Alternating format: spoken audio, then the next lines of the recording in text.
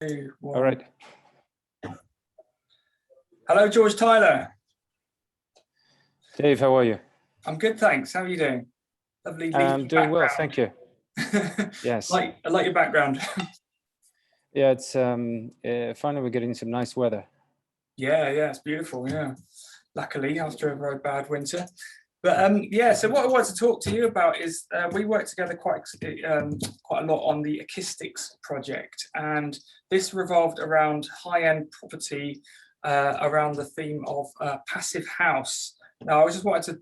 Some people might not know what that is, so I just want to sort of pass over to you and just talk about that concept a little bit. Well, why don't I explain just generally the whole, the business idea, if you will. Traditionally in London, particularly in prime central London, houses are fairly pricey. £2,000 a square foot or more is common for something that's been refurbished, and even for the best properties that haven't been refurbished.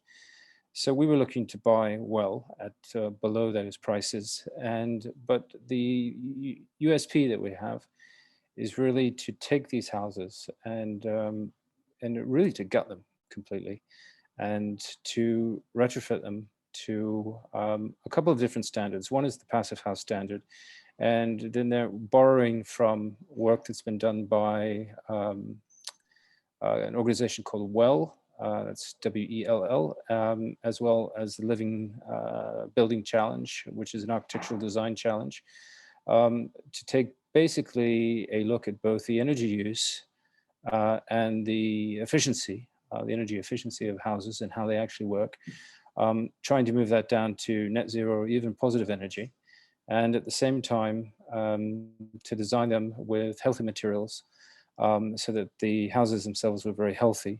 This is something that's been done a bit off and on, usually for, I would say, lower value properties, some very nice properties, but in the countryside and so forth, it's a bit more challenging in town.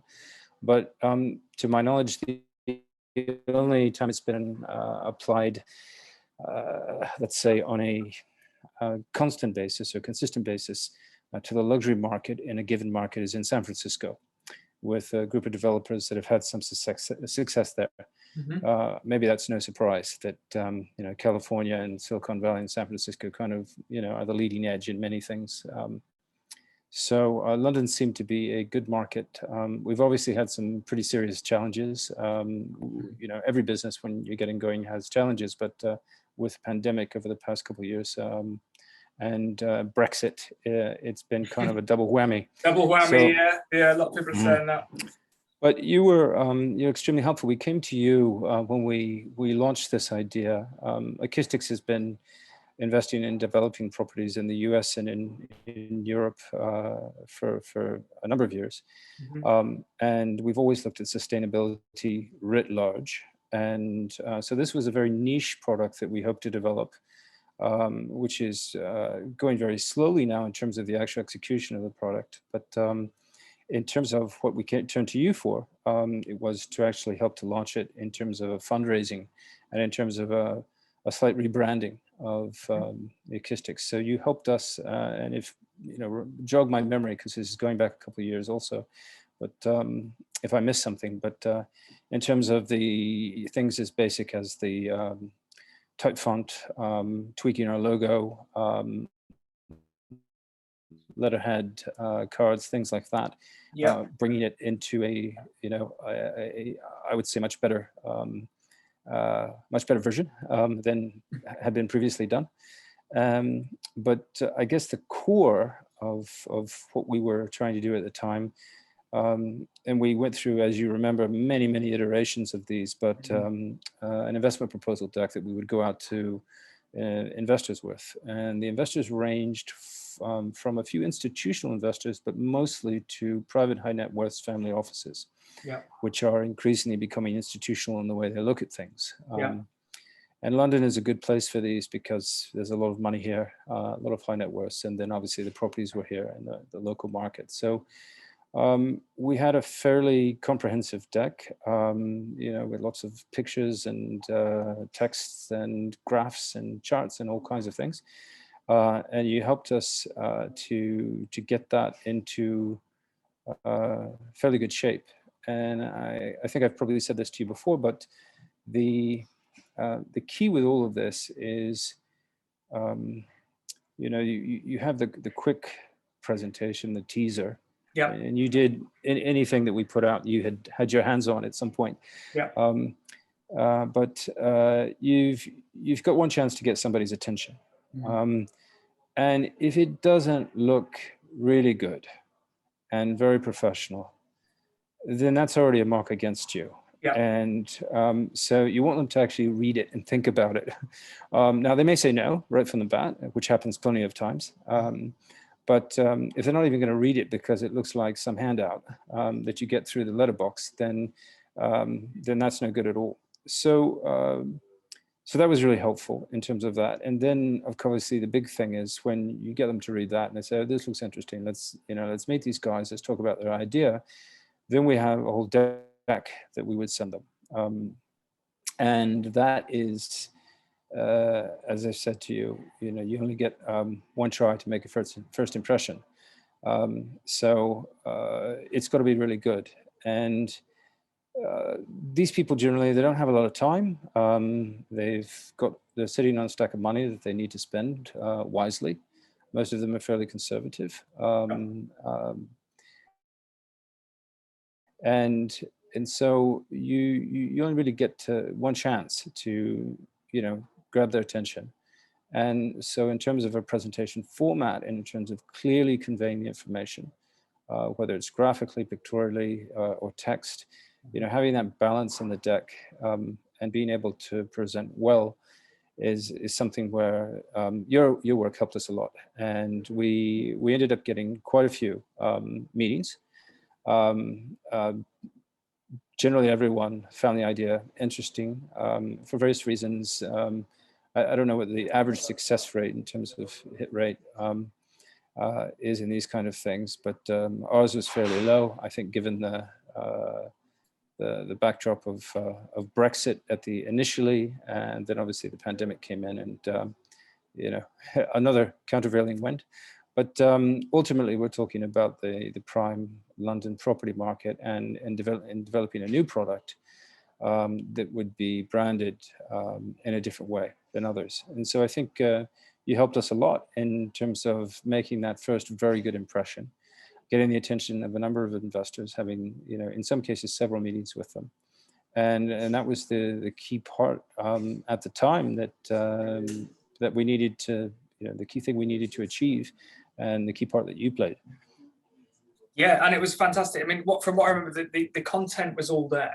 There was a fantastic amount of content, but it's just a question of how do you make that in a digestible format, and then keep this luxury feel, the luxury brand, all the way through, because luxury is very minimal, so it's just getting that balance between getting, all that rich information and then presenting it in a way that still looked luxury and did the product justice and the brand justice.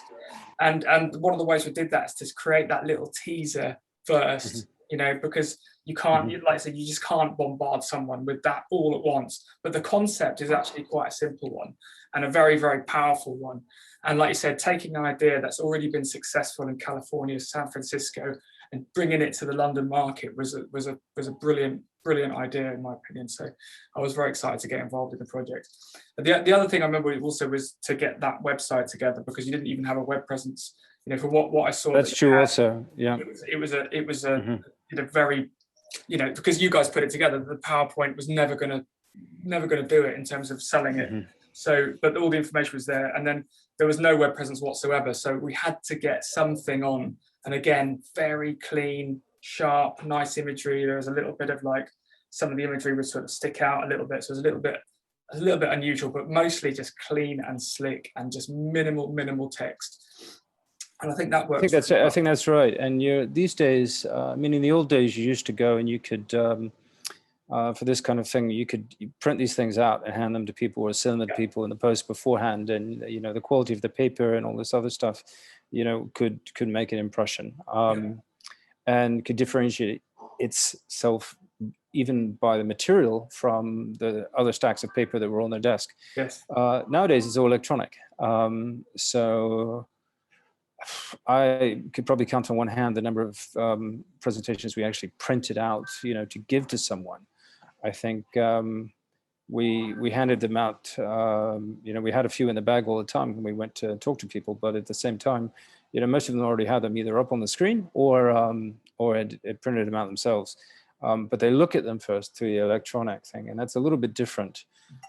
So it even makes, I think, the presentation and the crispness of the text and the conveying of the message even more important, because you don't have any help from the material itself, Yeah. from the kind of the feel of things. Yeah. And absolutely right on the website. The website's obviously both similar and very different than the presentation. We weren't going to put up everything we were going to say in an investment presentation on the website, so we had to make it shorter, sweeter, different, use some of the images. We were really looking, as you said, to make it clean and fairly minimalist. You don't want too much. You start to get cluttered. And it's interesting to note because the basis of, there's a lot of technical detail behind the approaches that we're taking with Passive House and the other things. I mean, if you look at the Passive House websites, from an aesthetics point of view, it's a disaster, the Passive House Trust. I mean, there's so much information there. It's all technical, but it's not really for the kind of audience that we were targeting. Not that we would do that, but we had to take a lot of information and get out the key things. So, doing that with your help was important. Yes, absolutely. Yeah, I mean, that's the thing I want to sort of get through in these little testimonials and chats is basically the difference that good design can make to those really high-end sales, and how important it's everything. It's everything.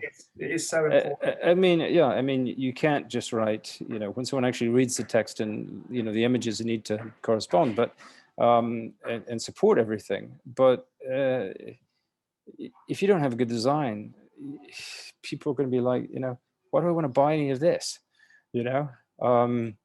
It's just like, sorry to pick on, I don't know if you have an Apple phone, but there you go, it's an Apple. Curved edges and all the things, the kind of thought that goes into design for any product these days, is even a mass product like that is quite high, and quite high level. And I think that companies like Apple and others have really raised the bar for everyone else. And so, you can't sell an ugly looking telephone. You don't want to sell an ugly looking house. You don't want to sell an ugly looking investment idea. And so design, I would say, is absolutely key. It's one of those boxes that if you don't check, you can just, you might as well hang up your boots and go do something else. So it's absolutely key in so many areas, and definitely in terms of, what we were trying to do is essential. Yeah, that's brilliant. I think that's probably a good way to wrap it up. Okay. So thank you so much for chatting. It's been brilliant. And, hopefully the Ekistics project will continue to grow and be very successful into 2021 and beyond. So Thank you so much for talking. Thank you, David, and thanks for all your help. Okay, see you soon. Bye. Take care. Bye. That was brilliant. Absolutely perfect. Okay. Thank you so much. Right. So short and sweet, and yeah, there's so much rich information you gave there. Thank you. That was awesome. Okay. Is there anything you want from me? Like, do you want anything in return? Anything I can help you out with? Because that's going to be so valuable for me, that little chat. 50 million pounds investment. yeah. My card. All right. No, look, thanks. If I know where you are, I'm glad you're doing well, and yeah, let me know how things are going. The moment I've got something for you to focus on, I'll give you a ring, or shoot you an email or text or whatever it is. You know me.